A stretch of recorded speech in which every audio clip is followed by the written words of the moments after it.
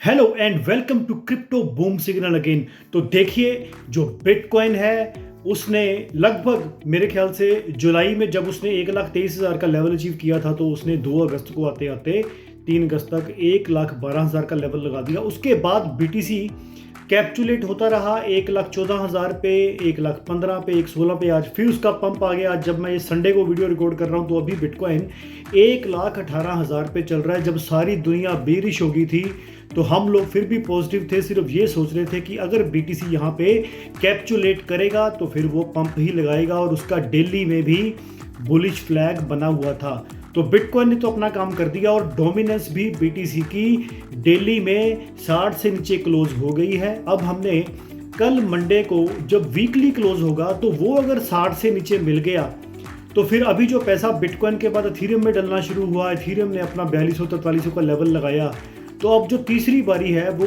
ओल्ट coin की होने वाली है। तो सबके मन में क्वेश्चन यही होगा कि यार सारी मार्केट पंप हो रही है, बिटकॉइन पंप हो रहा है, एथीरियम पंप हो रहा है, ओल्ट कॉइन कब पंप होंगे? तो पैसा पहले बिटकॉइन में जाता है, फिर एथीरियम में, अब आल्ट कॉइन की बारी आने वाली है।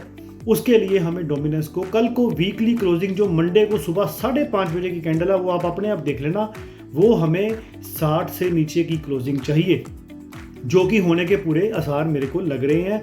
वक्ती तौर पे जब बीटीसी बढ़ता है तो थोड़ी सी डोमिनेंस बढ़ जाती है, आल्ट कॉइन में करेक्शन आती है, पर वो एक अच्छी बात होती है।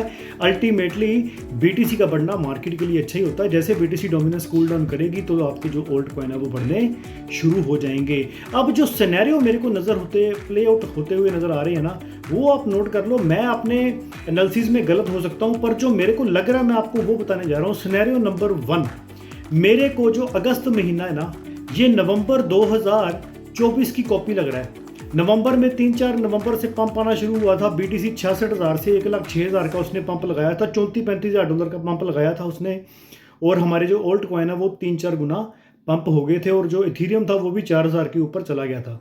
अब मैं बोल रहा हूँ आपको, जो अगस्त महीना है वो नवंबर महीने की कॉपी है। तो अब ये यहाँ पे 3-4 अगस्त को, जैसे 3-4 नवंबर को बीटीसी पंप होना शुरू हुआ था, यहाँ पे भी 3-4 अगस्त को बीटीसी पंप होना शुरू हो गया है।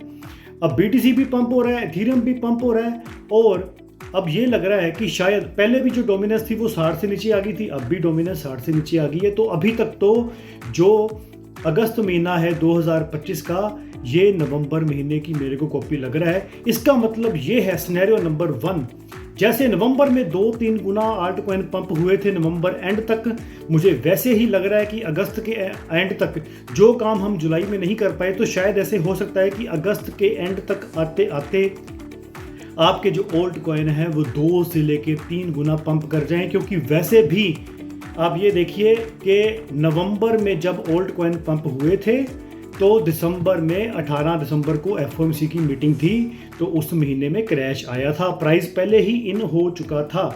अब क्या सिनेरियो बन रहा है? अभी 3-4 अगस्त से मार्केट पंप हो रही है, जैसे 3-4 नवंबर से हुई थी, तब 18 दिसंबर को मीटिंग थी। अब एफओएमसी की मीटिंग अगले महीने सितंबर में 17 सितंबर को है। संयोग सारे वहीं के वहीं बन रहे हैं। इसका मतलब ये है कि अगर अगस्त नवंबर की कॉपी है तो हो भी वैसे ही रहा है, तो उसके हिसाब से हमारे जो ओल्ट कॉइन है वो 2 से लेके 3 गुना पंप होने चाहिए, और 3-4 सितंबर तक आपकी जो मार्केट है वो पंप होगी। उसके बाद जब आपके कॉइन 2-3 गुना पंप हो जाएंगे तो लोग तो इस बात को लेके बैठेंगे ना कि सितंबर में रेट कट होना है। पिछली बार भी हुआ था तो अब भी होगा, तो उसके चक्कर में लोग होल्ड करके बैठेंगे। पर इन्होंने 2-3 गुना मार्केट को पंप करा के उसके बाद आएगी करेक्शन। उस करेक्शन के बाद फिर अक्टूबर में जो फाइनल बुल रन है उसकी तैयारी होगी, तो उसके पहले ये करेक्शन करा सकते हैं।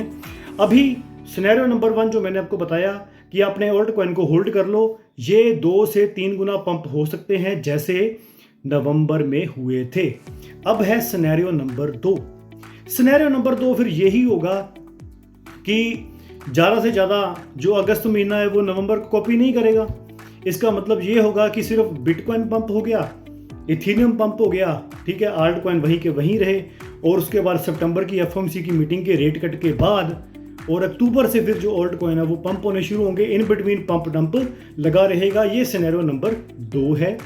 पर्सनली मेरे को ये ऐसा लग रहा है कि शायद हम सिनेरियो नंबर 1 को प्ले आउट होता हुआ देख सकते हैं। उसके लिए आपको डोमिनेंस को ध्यान से देखने की ज़रूरत है।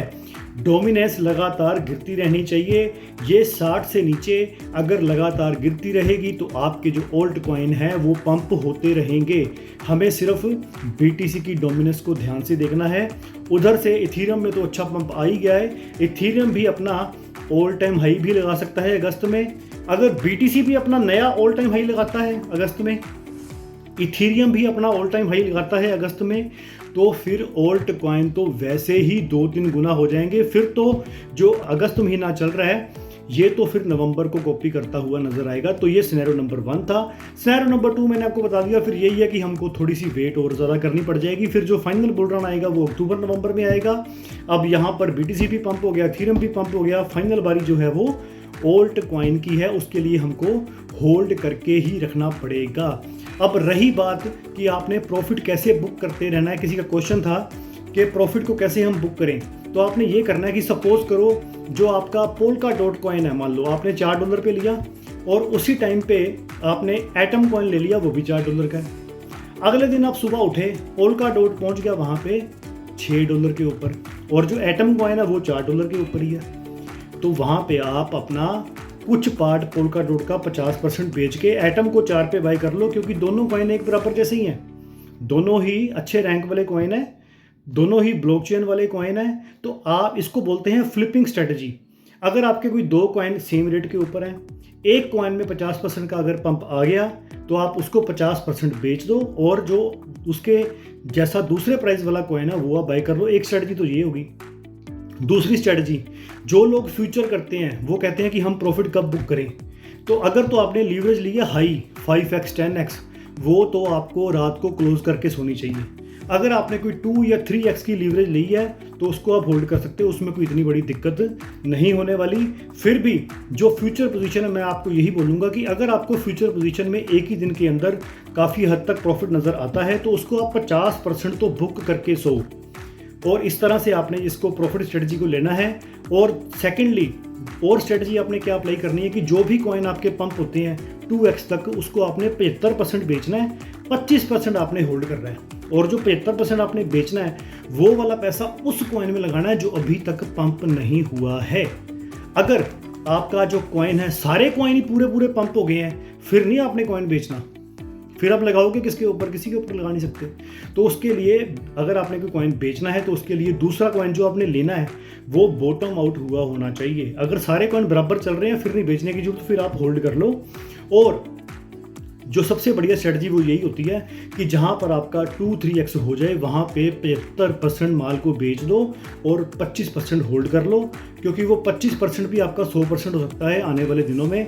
और बाकी का जो 75% है उससे आप कोई भी जो बॉटम आउट कॉइन है उसको आप ले सकते हो। तो इस तरह से आप प्रॉफिट स्ट्रेटजी को भी अप्लाई कर सकते हो।